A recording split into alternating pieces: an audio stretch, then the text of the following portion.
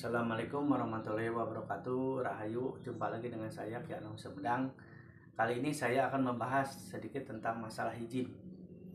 Hijab adalah suatu amalan yang dikeluarkan oleh para wali, para sultan aulia, amalan rutin, atau ada yang bilang hijab itu ada hijab penghijab, pembuka hijab.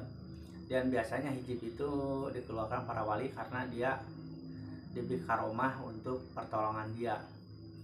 Kali ini saya akan membahas masalah hijab maghribi. Hijab maghribi adalah berupa hijab pengasihan. Kebanyakan hijab maghribi pengasihan. Dan hijab maghribi itu ada berbagai macam versi. Ada yang pendek, ada yang panjang. Ada hijab maghribi, ada sihir maghribi, ada sihrul maghribi, banyak macamnya. Dulu juga waktu lahirnya saya Hijrul Yaman itu, di negara Yaman banyak ilmu sihir yang dikeluarkan oleh orang-orang Yaman yang menggunakan ilmu sihir maghribi. Sultan Yaman pergi ke Rasulullah dan dikasih si Saifi Hijrul Maghribi, Hijrul Yaman. Jadi yang melawan sihir maghribi itu dengan Saifi Hijrul Yaman.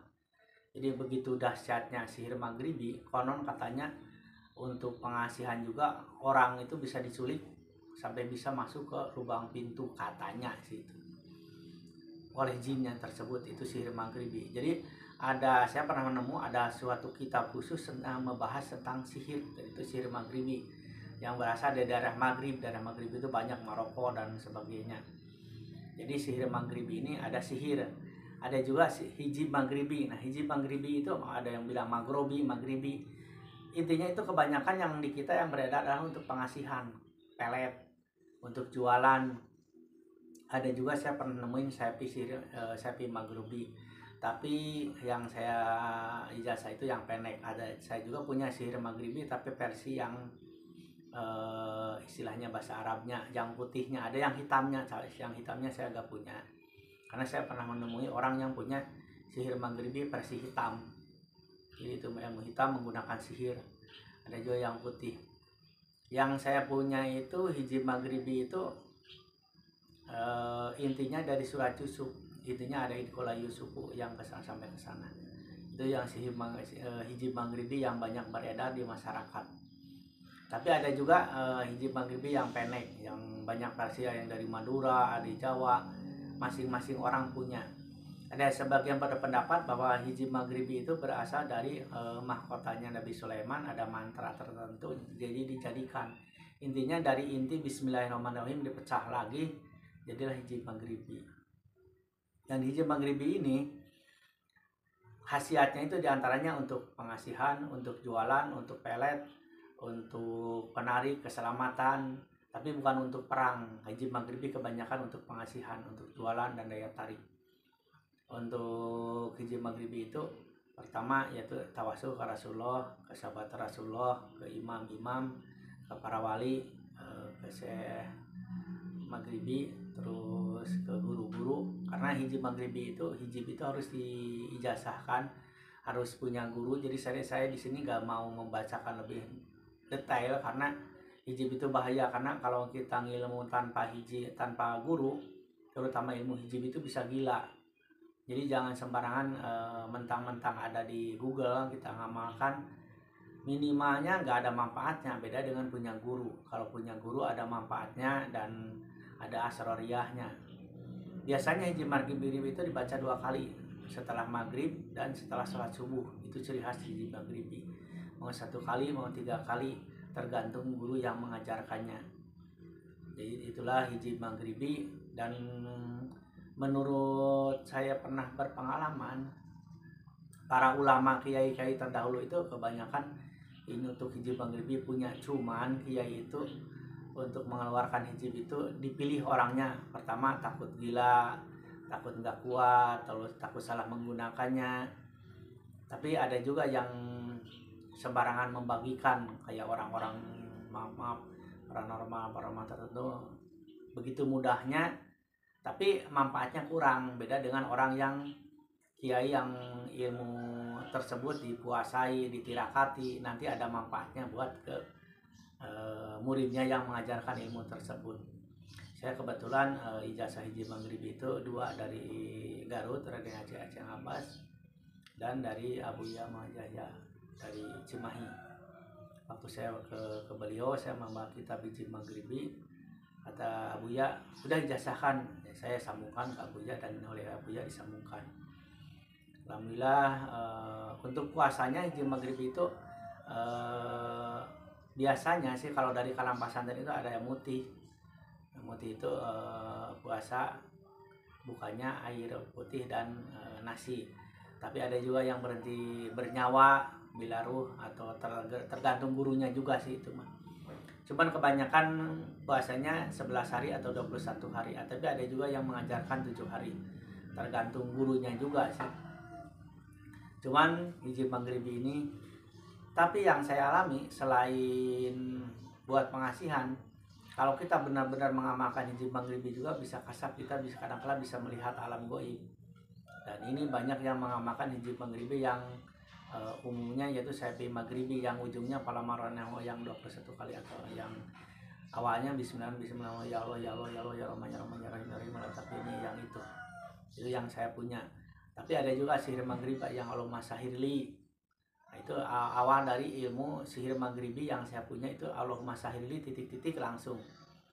Dan mungkin di sini yang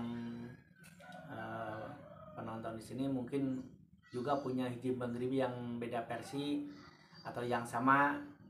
Mudah-mudahan jangan jadi perbedaan ini, jangan jadi permusuhan. Kita ini hanya membahas tentang hijib, referensi orang nih. Kadang-kadang kan kita juga punya amalan nih, untuk apa nih, bagaimana caranya gitu.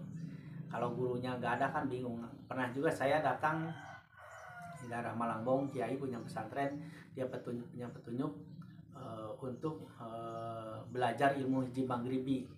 Dia cari kemana, alhamdulillah saya kan punya blog di Google, ketemu saya datang dan dia bilang saya dapat petunjuk harus belajar hijib maghribi. Alhamdulillah saya ijazahkan.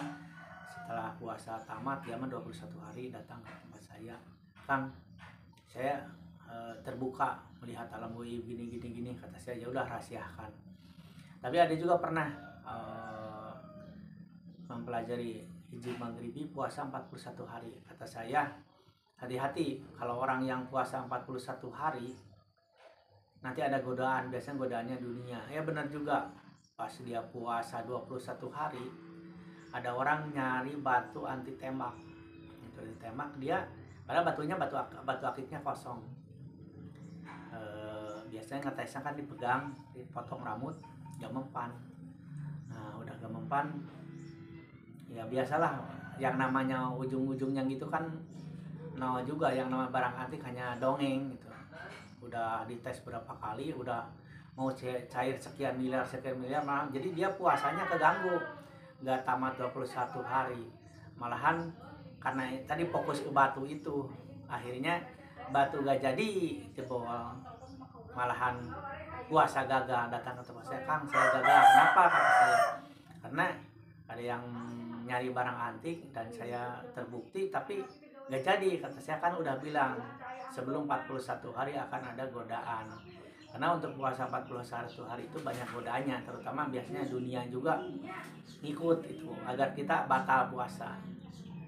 Tapi tetap untuk hijib ini saya menyarankan harus ada yang membimbing, jangan sembarangan orang. Makanya saya gak berani di sini membaca hijib gitu. Ini misalnya referensi menerangkan tentang hijib maghribi, khasiatnya, dan carilah gurunya, kiai-kiai tertentu yang mengajarkan ilmu hikmah. Biasanya orang yang mengajarkan ilmu hikmah pasti punya ilmu hijib maghribi, mau sihir maghribi. Tapi itu biasanya ilmu tertentu, kiai tertentu yang menyebarkan, karena gak sembarangan orang menyebarkan ilmu hijib maghribi tersebut.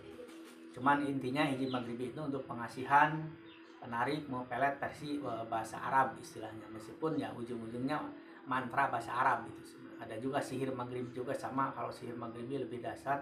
Cuman ya tadi untuk sihir hijib saya sarankan harus punya guru yang membimbing, dan nggak bisa kita berguru lewat Google atau hanya telepon, hanya dikirim lewat WhatsApp. Harus ketemu gurunya, harus ketemu gini, ada barokahnya, ada manfaatnya, meskipun nggak dipuasai. hiji maghribi itu pertama harus hafal, diamalkan subuh dan maghrib, insya Allah ada manfaat dan khasiatnya. Kalau kita punya guru, jadi saya sarankan cari guru yang membimbing kita.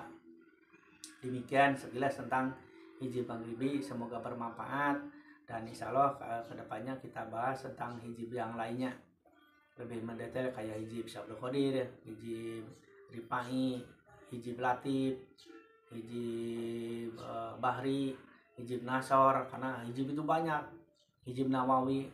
Mudah-mudahan dapat menambah ilmu pengetahuan dan kita bisa diskusi nanti di kolom komentar. Ada pengalaman tentang punya hijab ini, hijab maghribi, terutama bagaimana pengalamannya, mohon ditulis di kolom komentar biar kita orang yang melihat video ini menambah pengetahuan, terutama orang yang punya hijab maghribi. Demikian dan terima kasih. Assalamualaikum warahmatullahi wabarakatuh. Rahayu.